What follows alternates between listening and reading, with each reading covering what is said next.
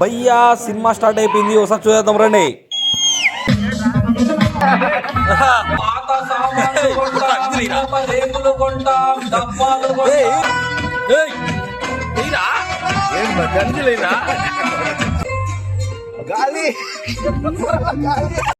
భయ్యా సినిమా అయిపోయింది, ఆడియన్స్ అంతా ఫుల్ ఎంజాయ్ చేసి బయట వెళ్తున్నారు. వాళ్ళు రివ్యూ ఏం చెప్తారో చూద్దాం.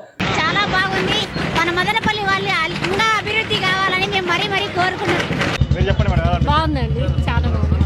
లాస్ట్ లో కన్నీళ్ళు వచ్చినాయి ఆ మూవీ చూసి. సమేతంగా చూడాలనే సంకల్పంతో తీసిన సినిమా అనిపించింది. నాకైతే చాలా బాగా అనిపించింది. ఎదురొచ్చింది మీకు సినిమాలో ముఖ్యంగా? నాకు అది మెయిన్ రోల్ ఈయన చిలక క్యారెక్టర్ హైలైట్. చెప్పాలంటే దీంట్లో చిలక క్యారెక్టర్ చాలా బాగుంటుంది.